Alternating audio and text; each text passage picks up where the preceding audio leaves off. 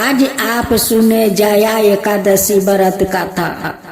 धर्म युधिष्ठिर बोले, हे भगवान, आपने माघ मास के कृष्णा पक्ष की षटतिला एकादशी का अत्यंत सुंदर वर्णन किया है।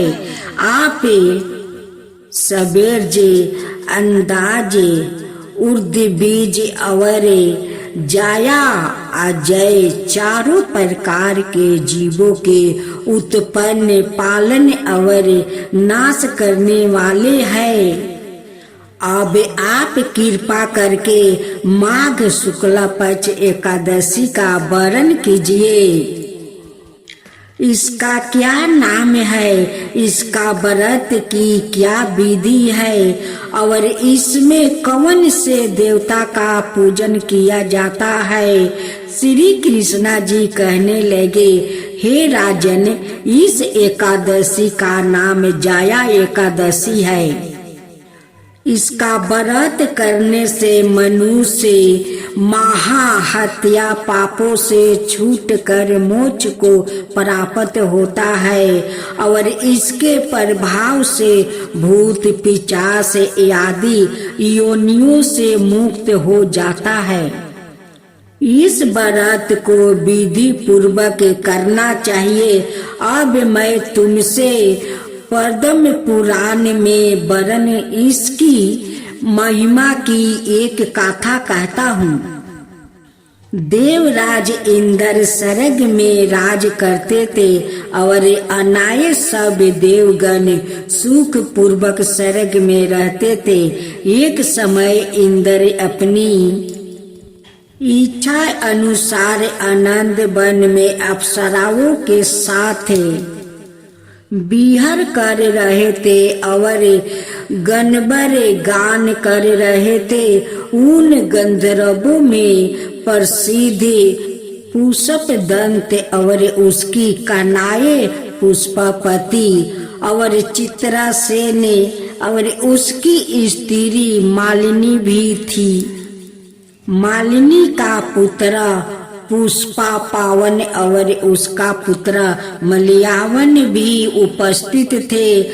पुष्पापति गंधर्व कन्या मलयान वन को देखकर उस पर मोहित हो गई। मलाये वन पर काम बाण चलाने लगी। उसने अपने रूप लबनाए और हाव भाव से मलिया वन को बस में कर लिया। हे राजने, पुष्पापति भी अत्यंत सुंदर थी। अब वो इंद्र को प्रसन्न करने के लिए गान करने लगे, परंतु परस्पर मोहित हो जाने के कारण उनका चित्त भ्रमित हो गया था। इनके ठीक प्रकार ना गाने और ताल सवार ठीक ना होने से इंद्र इनके प्रेम को समझ गए और उन्होंने इसमें अपना अपमान समझकर उनको श्राप दे दिया।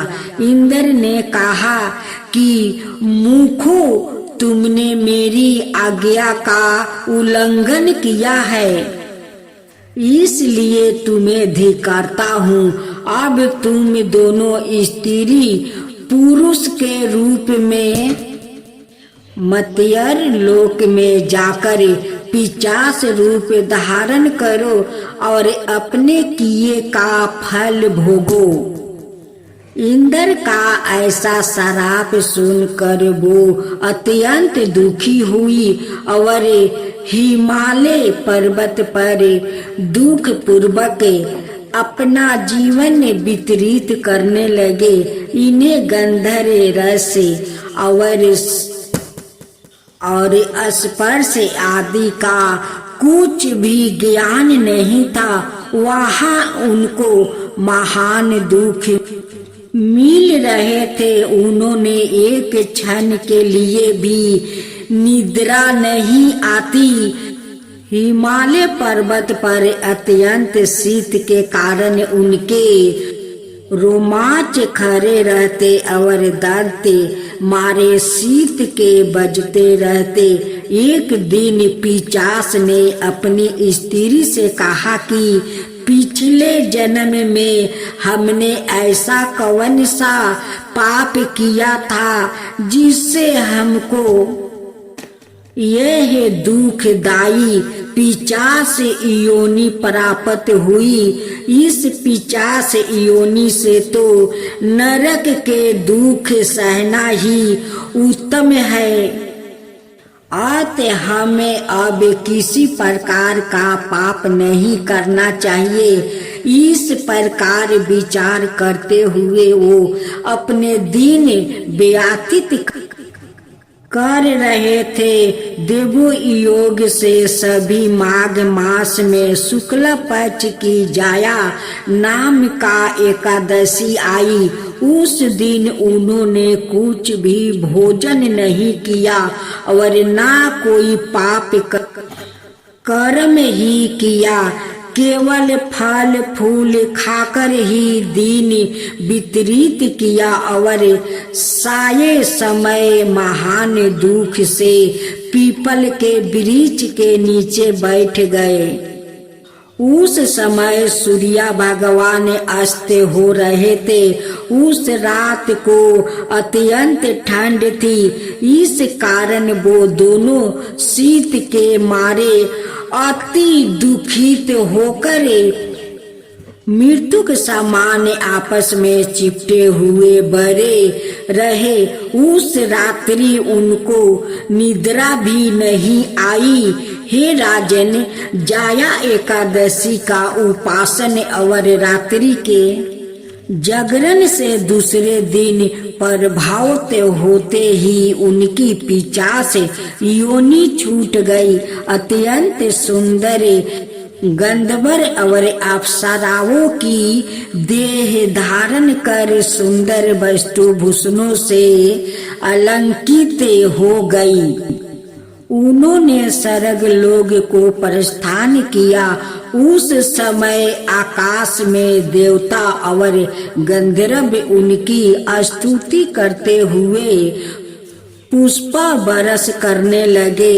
स्वर्ग लोक में जाकर उन दोनों ने देवराज इंद्र को प्रणाम किया। इंद्र उनको पहले रूप में देखकर अत्यंत आश्चर्यान्वित हुए और पूछने लगे कि तुमने अपनी पिशाच योनि से किस प्रकार छुटकारा पाया, सो सब बतलाओ। मलयाबन बोला, हे देव इंद्र, भगवान विष्णु की कृपा और जाया एकादशी के व्रत के प्रभाव से ही हमारी पिशाच देह छूटी है। तब इंद्र ने कहा, हे मलयाबन, भगवान की कृपा और एकादशी के व्रत करने से न केवल तुम्हारी पिशाच योनि छूट गई, वरन हम लोग के भी बंदिनिया हो गए, क्योंकि विष्णु और शिव के भक्त हम लोग के बंदिनिया है। अतः आप ध्यान है, अब आप पुष्पापति के साथ जाकर विहर करो। श्री कृष्णा कहने लगे कि हे राजन युधिष्ठिर, इस जाया एकादशी के व्रत से पूरी योनि छूट जाती है। जिस मनुष्य ने एक एकादशी का व्रत किया है उसने मानो सब जग जप दान आदि कर लिया। जो मनुष्य जाया एकादशी का व्रत करते हैं वो अवश्य ही हजारों बरस तक स्वर्ग में वास करते हैं।